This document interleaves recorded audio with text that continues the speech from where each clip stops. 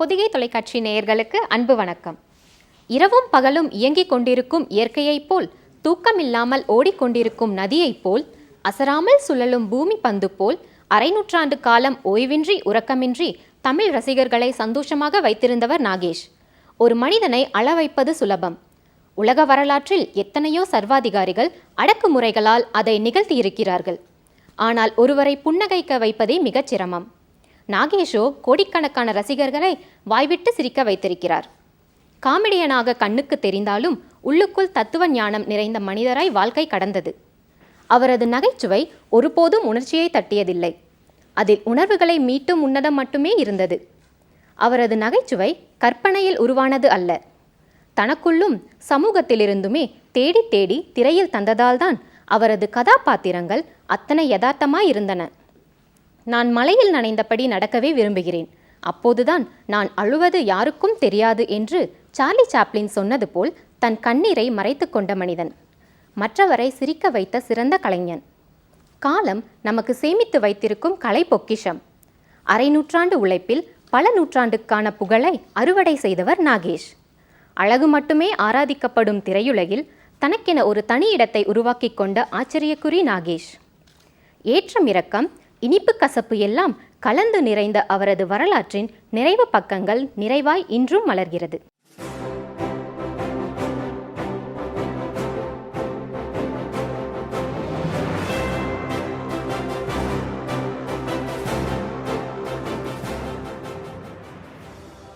Server Sundaram, நீர்க்குமிழி, எதிர்நீச்சல் படங்களில் முக்கிய வேடத்தில் நகைச்சுவையுடன் குணச்சித்திர நடிப்பையும் வெளிப்படுத்திய நாகேஷிற்கு முழு நீள நகைச்சுவை வேடங்களை தந்து ரசிகர்களை சிரிப்பு மழையில் நனைய வைத்தவர்கள் இரட்டை இயக்குநர்கள் திருமலை, மகாலிங்கம். டைரக்டர் ஏ பீம்சிங்கிடம் உதவியாளராக இருந்த திருமலை மகாலிங்கம் இயக்கிய முதல் படம் சாது மிரண்டாள். இதில் டாக்ஸி டிரைவராக நாகேஷ். இந்த படத்தில் நாகேஷின் டாக்ஸியில் ஒரு கொலை நடந்துவிடும்.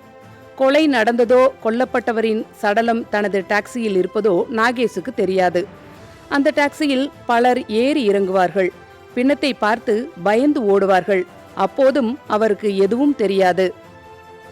ஒரு கட்டத்தில் நாகேஷுக்கு அது தெரிய வர பயத்தில் அங்கும் இங்கும் ஓடி 3 நிமிடங்கள் தியேட்டரையே அதிர வைத்து விடுவார். ரசிகர்கள் சிரிப்பை அடக்க முடியாமல் சீட்டை விட்டு எழுந்து ஓடிய சம்பவங்கள் பல ஊர்களில் நடந்தது. அடுத்து திருமலை மகாலிங்கம் இயக்கத்தில் மெட்ராஸ் டு பாண்டிச்சேரி. ரவிச்சந்திரன், கல்பனா, மனோரமா, ஏ வீரப்பன் இன்னும் பலர் இந்த படத்தில் நடித்திருந்தனர். சென்னையிலிருந்து பாண்டிச்சேரி செல்லும் ஒரு பஸ்ஸிற்குள் நடக்கும் சம்பவங்களே படத்தின் கதை. பஸ் கண்டக்டராக நாகேஷ், டிரைவராக ஏ கருணாநிதி. படம் ஆரம்பித்ததிலிருந்து முடியும் வரை அடுக்கடுக்காய் நகைச்சுவை காட்சிகள்.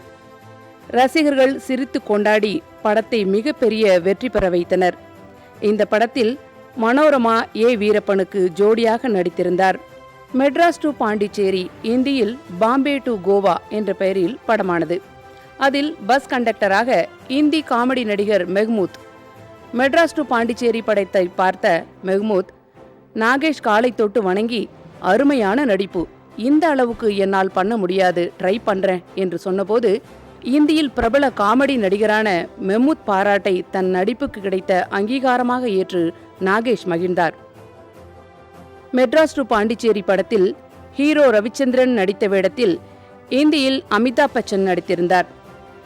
இந்தி திரையுலகின் சூப்பர் ஸ்டார் அமிதாப் பச்சன் அறிமுகமான முதல் படம் பாம்பே டு கோவா. இந்த படத்தை இயக்கியவர் ஏ பீம்சிங்கிடம் உதவியாளராக இருந்த ராமநாதன். சோப்பு சீப்பு கண்ணாடி என்ற படத்தில் சோப்பு சீப்பு போன்ற அழகு பொருட்களை விற்பவர்களாக நடித்த நாகேஷ், ஏ வீரப்பன் இருவரும் படம் முழுவதும் ரசிகர்களை வயிறு குலுங்க சிரிக்க வைத்தனர். தொடர்ந்து தேன் கிண்ணம், ருத்ர தாண்டவம், கை நிறைய காசு, கல்யாண ஊர்வலம், புன்னகை ஆகியவை நாகேஷிற்கு பெயர் சொல்லும் படங்களாக இருந்தன. ருத்ர தாண்டவம் படத்தில் சிவபெருமானாக வி.கே. ராமசாமி, பூசாரியாக நாகேஷ், நாட்டு நடப்பை பற்றி அப்பாவித்தனமாக நாகேஷ் கேள்வி கேட்பதும் அதற்கு சிவபெருமான் பதில் சொல்வதும் அத்தனை நகைச்சுவை. தேன் கிண்ணம் படத்தில் ஹீரோவாக நாகேஷ், ஜோடியாக விஜயலலிதா. வி.கே. ராமசாமியின் மகள் விஜயலலிதாவை சவால் விட்டு காதலித்து கடைசியில் ஒன்று சேர்வதே கதை. இந்த படத்தில் நாகேஷ் புலி வேடத்தில் நடனமாடி அசத்தியிருப்பார். ஹிட்டான படப்பாடல்களை ரீமிக்ஸ் செய்து காமெடியாக அமைத்த பாடல் பெரிய அளவில் ஹிட்டானது. அதற்கு பிறகு அதே டைப் பாடல்கள் பல படங்களில் இடம்பெற்றது. தமிழ் சினிமாவில் அத்தனை ஹீரோக்களுடனும் மற்ற நடிகர்களுடனும் நடிக்கும் வாய்ப்பு நாகேஷுக்கு கிடைத்தது. டி.எஸ். பாலையாவுடன் இவர் நடித்த காதலிக்க நேரமில்லை, ஊட்டி வரை உறவு, தில்லானா மோகனாம்பாள், பாமா விஜயம் போன்ற படங்கள் மிகப்பெரிய வெற்றியடைந்தன. நாகேஷும் வி.கே. ராமசாமியும் நிறைய படங்களில் சேர்ந்து நடித்தனர். பல படங்களில் வி.கே.ஆருக்கு குடைச்சல் கொடுக்கும் மகனாக நாகேஷுக்கு மாமனாராகவும் பல படங்களில் வி.கே.ஆர் நடித்தார்.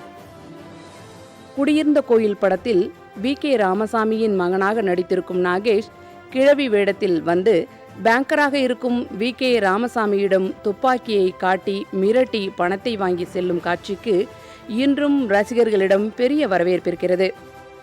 சோவும் நாகேஷும் சேர்ந்து நடித்த நினைவில் நின்றவள், தேன்மழை, பொம்மலாட்டம் போன்ற படங்கள் வசூல் சாதனை செய்தன.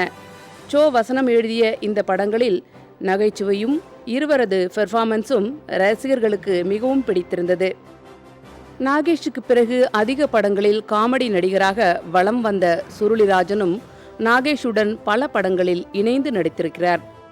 நாகேஷ் போலவே நகைச்சுவை, குணச்சித்திரம் என இருவேறு கதாபாத்திரங்களிலும் சிறப்பான நடிப்பை வெளிப்படுத்திய தேங்காய் சீனிவாசன் சில படங்களில் நாகேஷுடன் இணைந்து நடித்திருக்கிறார். நாகேஷுடன் மாதவி என்ற நடிகை பணக்கார குடும்பம், பெரிய இடத்து பெண், எங்க வீட்டு பிள்ளை, ஆயிரத்தில் ஒருவன், அரச கட்டளை, நான் ஆகிய படங்களில் ஜோடி சேர்ந்து நடித்திருந்தார். ரகசிய போலீஸ் 115 படத்தில் நாகேஷுக்கு ஜோடி அம்முக்குட்டி புஷ்பமாலா. 60 முதல் 70 வரையிலான காலகட்டத்தில் நாகேஷ் மனோரமா ஜோடி தமிழ் திரையுலகை ஆட்சி செய்தது என்றே சொல்லலாம். ரசிகர்களிடமும் இந்த ஜோடிக்கு மிகப்பெரிய வரவேற்பும் ஆதரவும் இருந்தது. இவர்கள் சேர்ந்து நடித்த எல்லா படங்களுமே ரசிக்கும்படி இருந்தாலும் கலாட்டா கல்யாணம், சந்திரோதயம், புதிய பறவை, படகோட்டி, ஊட்டி வரை உறவு, அன்பேவா போன்ற படங்கள் இந்த நகைச்சுவை ஜோடியின் கலை பயணத்தில் மைல்கல்லாக அமைந்தன. நாகேஷ் மைத்துனர் கொலை வழக்கு விசாரணை தொடர்பாக மனோரமாவுடன் நாகேஷுக்கு மன வருத்தம் ஏற்பட்டதால் சிறிது காலம் இருவரும் சேர்ந்து நடிக்கவில்லை. அதன்பின் அன்னமிட்ட கை என்ற படத்தில் மறுபடியும் ஜோடி சேர்ந்தனர். காதலிக்க நேரமில்லை படத்தில் நாகேஷுடன் முதல் முறையாக சேர்ந்து நடித்த குமாரி சச்சு, சிவந்த மண், கெட்டிக்காரன், பெண் தெய்வம், சொர்க்கம், பத்தாம் பசலி, அத்தையா மாமியா போன்ற இன்னும் பல படங்களில் நாகேஷுடன் சேர்ந்து நடித்தார். வசந்த மாளிகை, எங்கிருந்தோ வந்தால், புதிய பூமி, அவசர கல்யாணம் போன்ற தமிழ் படங்களிலும் சில தெலுங்கு படங்களிலும் நாகேஷுடன் ஜோடி சேர்ந்து நடித்தவர் நடிகை ரமா பிரபா. பணம் படைத்தவன், சங்கமம் ஆகிய படங்களில் டான்சராக இருந்து அதன் பின் நடிகையான கீதாஞ்சலி நாகேஷுக்கு ஜோடியாக நடித்தார். காதலிக்க நேரமில்லை படத்திற்கு பிறகு டைரக்டர் ஸ்ரீதர் இயக்கிய முழு நீள நகைச்சுவை படம் உத்தரவின்றி உள்ளே வா. ரவிச்சந்திரன், நாகேஷ், வெண்ணிற ஆடைமூர்த்தி, மாலி 4 பேரும் நெருங்கிய நண்பர்கள். ஒரே வீட்டில் ஒன்றாக தங்கியிருப்பார்கள். ஒரு நாள் திடீரென அந்த வீட்டிற்கு வரும் ரமா பிரபா நாகேஷை தனது பூர்வ ஜென்ம கணவன் என்று சொல்லி அந்த வீட்டிலேயே தங்கிவிடுவார். ரமா பிரபாவிடம் சிக்கி நாகேஷ் படும் அவஸ்தைகள் ரசிகர்களை சிரிப்பு மழையில் நனைய வைத்தன. படம் மிகப்பெரிய வெற்றியடைந்தது. நடிகை ஜெயந்தி எதிர்நீச்சல், பாமா விஜயம் ஆகிய படங்களில் நாகேஷுக்கு இணையாக நடித்தார். நாகேஷ் பிரமிளா ஜோடியாக நடித்த படம் கை நிறைய காசு. இந்த படத்தில் மனைவி, 3 குழந்தைகள், திருமணமாகாத தங்கை, வயதான மாமியார் என ஒரு பெரிய குடும்பத்தின் தலைவனான நாகேஷ் வெகுளித்தனமான மனிதர். அந்த வெகுளித்தனமே இவரை எந்த வேளையிலும் நிரந்தரமாக இருக்க விடுவதில்லை. அதனால் குடும்பம் மிகவும் சிரமப்பட தற்கொலை செய்து கொள்ள முயலும் நாகேஷிற்கு பணம் கொடுத்து உதவி செய்கிறார் சிஐடி சகுந்தலா. கதையில் திருப்பமாக இன்னொரு நாகேஷ் வருகிறார். தன்னை போலவே இருக்கும் அப்பாவி நாகேஷை கொன்று இன்சூரன்ஸ் பணத்தை அடைய திட்டம் போடுகிறார். அப்பாவியாகவும் சிறிது வில்லத்தனம் நிறைந்தவராகவும் இரு வேடங்களில் நாகேஷ் சிறப்பாக நடித்த படம் கை நிறைய காசு. பெற்றோர் இல்லாமல் தனித்து வாழும் வெகுளி மனிதரான நாகேஷ் சாப்பாட்டு கூடை சுமந்து பிழைப்பு நடத்துபவர். தனது வெகுளித்தனத்தால் மனம் நொந்து போய் தற்கொலை செய்து கொள்ள முயலும்போது ஒரு சிறுமியால் அவரது தற்கொலை முயற்சி தடைபடுகிறது. அந்த சிறுமி மீது ஏற்படும் அன்பு வாழ வேண்டும் என்ற எண்ணத்தை அவருக்கு தருகிறது. சார்லி சாப்ளின் நடித்த த கிட் என்ற படத்தின் சாயலில் வெளிவந்த படம் 10ஆம் பசலி. கவிஞர் ஆலங்குடி சோமு தயாரிப்பில் கே. பாலச்சந்தர் இயக்கிய இந்த படத்தில் அப்பாவியாக நாகேஷ் வெகுளித்தனமான நடிப்பை சிறப்பாக வெளிப்படுத்தியிருந்தும் படம் வெற்றியடையவில்லை. நாகேஷ் ஆரம்பத்தில் சிறு சிறு வேடங்களில் தலை காட்டிக் கொண்டிருந்த நேரத்தில் சில தெலுங்கு படங்களில் நடித்தார். Director B.R. பந்துலு குழந்தைகள் கண்ட குடியரசு என்ற பெயரில் தமிழிலும், அதே கதையை மக்கள் ராஜ்யா என்ற பெயரில் கன்னடத்திலும் எடுத்தார். இந்த இருமொழி படங்களிலும் நாகேஷ் நடித்தார். இதன் மூலம் 1960லேயே கன்னடத்தில் அறிமுகமாகிவிட்டார் நாகேஷ். 1967இல் வெளிவந்த ஃபார்ஸ் என்ற இந்தி படத்தில் குடிகாரர் வேடத்தில் சிறப்பு தோற்றத்தில் நடித்து இந்தி உலகிலும் கால் பதித்தார் நாகேஷ். அதன் பிறகு இந்தி படங்களில் நடிக்க வாய்ப்புகள் வந்தபோதும் மறுத்துவிட்டார். நம் அனைவருக்கும் நாகேஷ் என்றால் நகைச்சுவை நடிகர் என்றுதான் தெரியும். ஆனால் அவருக்குள் பல அற்புதமான பொக்கிஷங்கள் அடங்கி இருக்கின்றது. அதை நான் உணர்ந்தேன். அதை நான் உங்களிடம் பகிர்ந்து கொள்ள இந்த தருணத்தில் ஆசைப்படுகிறேன். அவர் நகைச்சுவை நடிகர் மட்டுமல்ல, கதாநாயகன் கூட, வில்லன் கூட. அவருடைய படத்தில் பார்த்தீர்கள் என்றால் ஒவ்வொரு வரியிலும் ஒவ்வொரு தத்துவம். வாழ்க்கை என்றால் என்ன, எப்படி வாழ்க்கையை நாம் கொண்டு போக வேண்டும் என்பதற்கு அவருடைய படம் ஒரு எடுத்துக்காட்டு என்பதை நான் சொல்லிக்கொள்ள விரும்புகிறேன். சில படங்கள் நான் சொல்லுகிறேன். நான் 10 வயதாக இருக்கும்போது எதிர்நீச்சல் என்ற படத்தை பார்த்தேன். பற்றி வேண்டுமா போட்டு பாருடா எதிர்நீச்சல் என்ற பாட்டு என்னுடைய காதில் தினமும் ஒலித்து கொண்டே இருக்கும். அது உண்மை. இதை நாம் ஏற்றுக்கொள்ள வேண்டும். பாடுபட்டால்தான் நாம் வெற்றி அடைய முடியும் என்பதற்கு அது ஒரு உதாரணம். பல படங்கள், வெற்றி படங்களை அவர் கொடுத்துள்ளார். சில படங்களை நான் இங்கே குறிப்பிட விரும்புகிறேன். அது சரித்திரம் படைத்தது. தில்லானா மோகனாம்பாள், திருவிளையாடல்,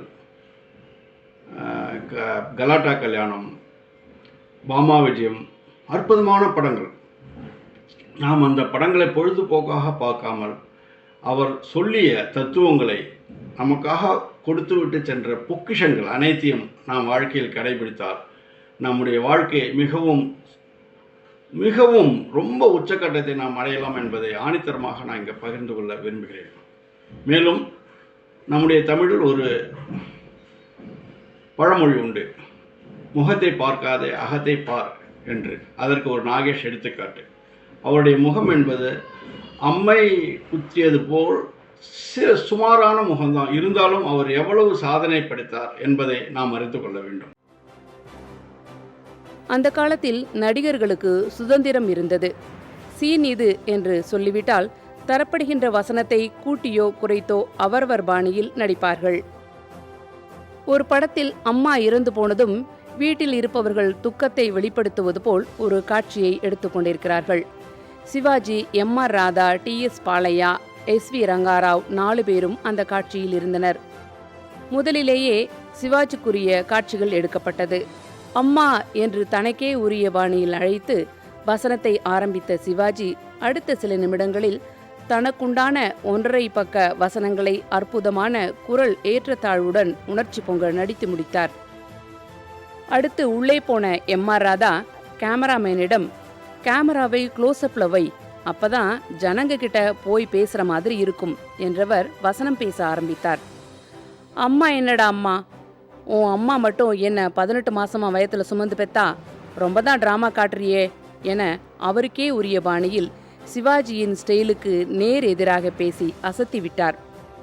அடுத்து போன பாலையா முகத்தை சீரியஸாக வைத்துக்கொண்டு தலை கவிழ்ந்தபடி, அம்மா அம்மாதான், அவளே போயிட்டா, இனி என்ன இருக்கு என்று அதிக வசனம், ஆர்ப்பாட்டமான நடிப்பு எதுவுமே இல்லாமல் சோகத்தை அருமையாக வெளிப்படுத்தினார். அடுத்து வந்த S.V. ரங்காராவ் சடலத்தின் அருகே போய் நின்று முகத்தில் ஆழமான சோகத்தை வெளிப்படுத்தி அமைதியாக பார்த்துவிட்டு வசனம் எதுவும் பேசாமல் அங்கிருந்து நகர்ந்து விடுகிறார்.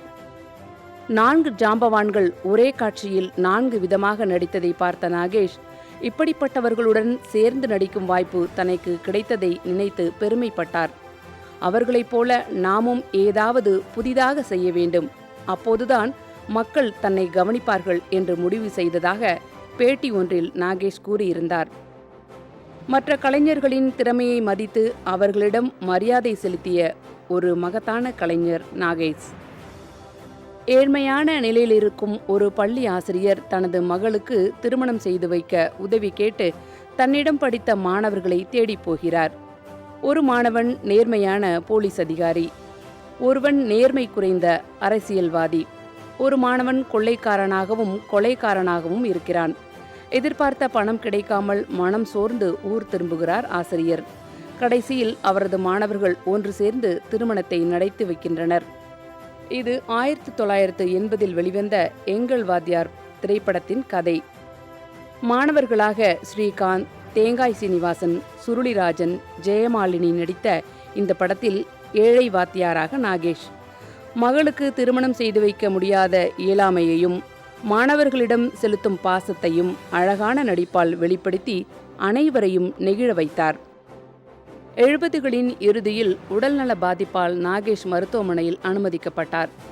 நாகேஷ் சினிமா தயாரிப்பாளர்களுக்கு கால்ஷீட் கொடுத்தது போதுமென எமனுக்கு கால்ஷீட் கொடுத்து விட்டார் என்று திரையுலகம் பேசும் அளவிற்கு சீரியஸான நிலையில் இருந்தார். நாகேஷின் உடல்நிலை குறித்து பலவிதமாய் வதந்திகள் பரவின. தங்களை சிரிக்க வைத்த கலைஞனுக்காக ரசிகர்கள் கண் கலங்கினர்.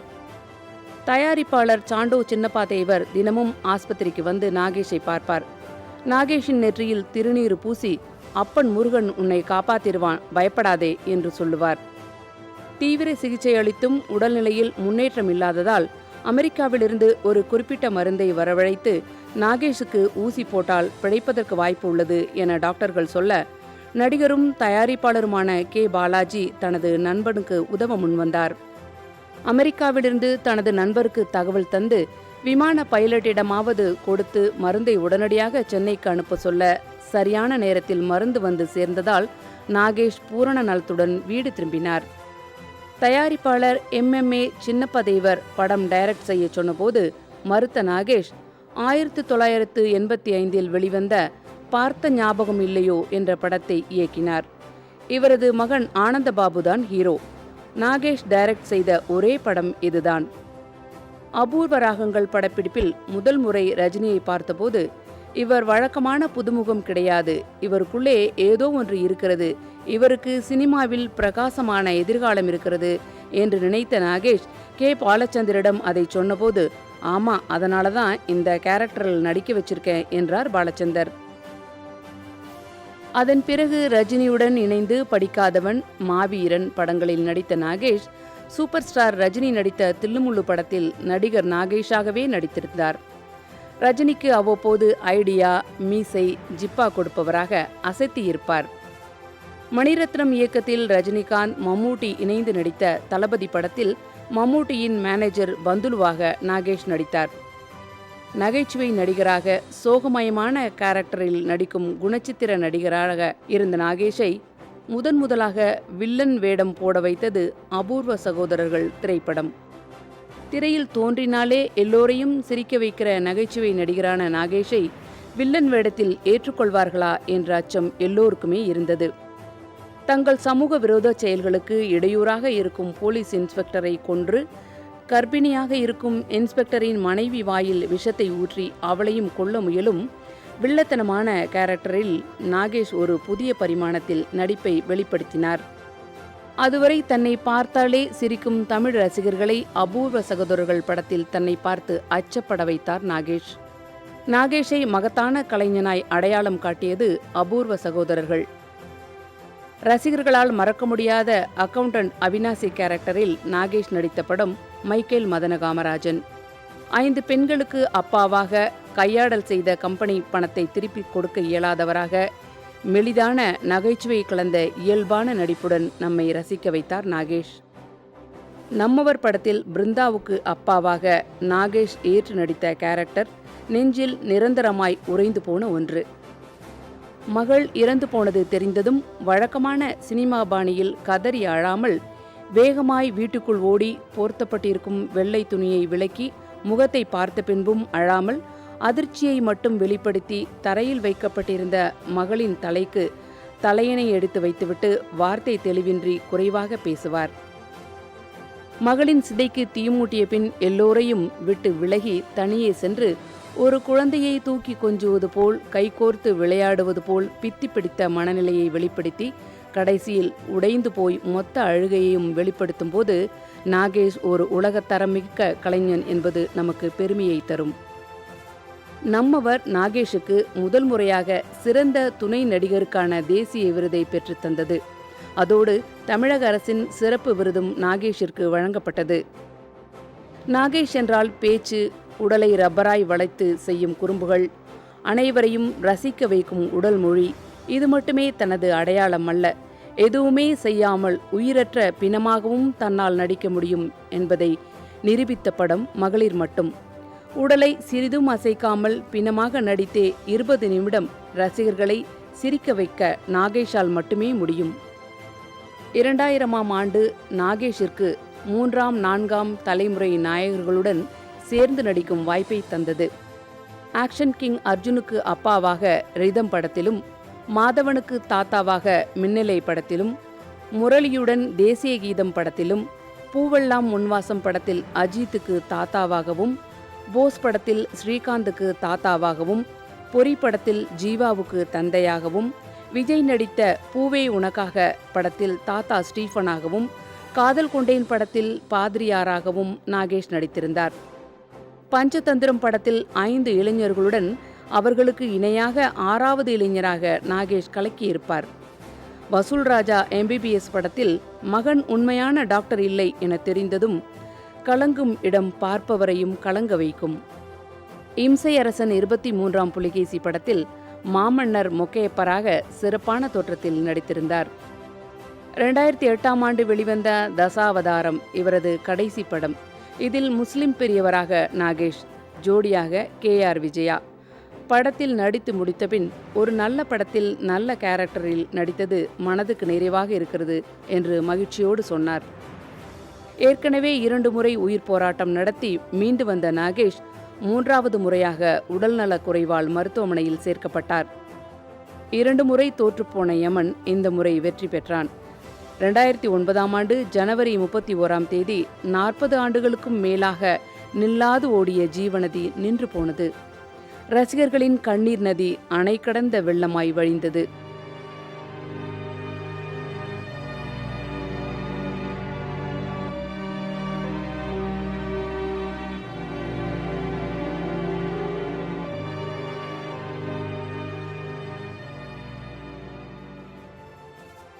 நாகேஷின் திறமைக்கு இன்னும் அவர் உயரம் தொட்டிருக்க வேண்டும். அவருக்கு ஏற்ற அங்கீகாரம் கிடைக்கவில்லை என எல்லோரும் வருத்தப்பட்டனர். ஆனால் நாகேஷ் அதை பற்றி வருந்தியதில்லை. சினிமாவில் எல்லா நடிகருக்கும் ஏதாவது ஒரு பட்டம் இருந்தது. ஆனால் நாகேஷின் பெயர் கடைசி வரை திரையில் எந்த பட்டமும் இல்லாமல் நாகேஷ் என்று மட்டுமே இருந்தது. ரசிகர்களோ அவரை வெறும் நாகேஷாக பார்த்ததில்லை, நகைச்சுவை மன்னன் நாகேஷாகவே பார்த்தார்கள். தான் நடித்த படங்களின் எண்ணிக்கையை அவர் குறித்து வைத்ததில்லை. படங்களில் வெற்றி விழாக்களில் தந்த கேடயங்களையோ பரிசு பொருட்களையோ பாதுகாத்து வைத்ததில்லை. ஞானத்தை கொண்டு ஞாலத்தை அளந்த நாகேஷ் என்ற அந்த 3 எழுத்து கலைஞனின் பெயரும் முகமும் என்றும் நிரந்தரமாய் நெஞ்சங்களில் இருக்கும்.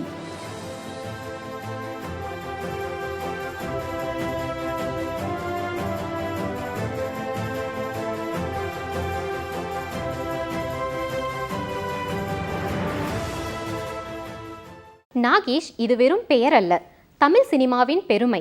அதனால்தான் அவர் காலமான போது இறந்தது நாகேஷ் அல்ல, தமிழ் சினிமாவின் சிரிப்பு என்றது திரையுலகம். சின்ன வயதில் வீட்டுக்கு வந்து போகும் உறவினர்கள் எனக்கு காசு தருவார்கள். ஒரு மணிபர்ஸ் வாங்கி அதில் அவற்றை போட்டு வைத்துக்கொள்ள எனக்கு ஆசை. ஓடிப்போய் நல்ல மணிபர்ஸ் வாங்கினேன். ஆனால் அதில் போட காசு இல்லை.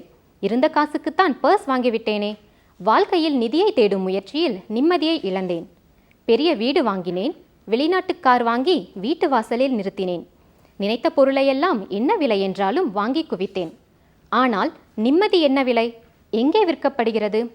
தெரியவில்லை, புரியவில்லை. தேடுகிறேன், கிடைக்கவில்லை. தேம்பி தேம்பி அழுகிறேன், எனக்கு உலகம் பிடிக்கவில்லை. சந்திர மண்டலத்துக்கு யாராவது கூட்டிக் கொண்டு போனால் அந்த பால் நிலவை விட்டு திரும்பி வரவே மாட்டேன். இது நாகேஷ் எழுதிய கட்டுரை வரிகள். அவர் மரணத்தை எட்ட நின்று பார்த்து பயந்த மனிதர் அல்ல, இருமுறை கிட்டச் சென்று நலம் விசாரித்து வந்த அதிசய மனிதர். ஆடி அடங்கும் மனித வாழ்க்கையில் இன்னமும் அடங்காது ஆடி அசைகிறது அவரது முகமும் நினைவும். 6 அடி நிலமே சொந்தமென்று அவர் பாடியதை அவரே பொய்யாக்கினார். உலகத்தில் தமிழர்கள் வாழும் அத்தனை நிலமும் அவருக்கு சொந்தமானது. மண்ணிலிருந்து மனிதரை சிரிக்க வைத்த நீ கொஞ்சமும் விண்ணுக்கு வந்து எங்களையும் சிரிக்கவை. வானத்து தேவர்கள் வைத்த கோரிக்கையை ஏற்றுக்கொண்டார். கடிகார முட்களின் நகர்தலில் காலம் புதிது புதிதாய் நிமிடங்களை பிரசவிக்கும். ஆனால் இழந்த நாட்களும் நிமிடமும் இனி எப்போதும் வாராது. எத்தனையோ கலைஞர்கள் வந்து வந்து போகலாம். இன்னொரு நாகேஷ் இனி வர வாய்ப்பில்லை. இதயங்களில் தடம் பதித்துச் சென்ற நகைச்சுவை வரலாறு இத்தோடு நிறைகிறது. பதித்துச் சென்ற தடங்களோ நிரந்தரமாய் இருக்கிறது. அடுத்த வாரம் மீண்டும் ஒரு தடம் பதித்த மனிதனின் தடத்தோடு பயணிப்போம். அதுவரை காத்திருப்போம். நன்றி, வணக்கம்.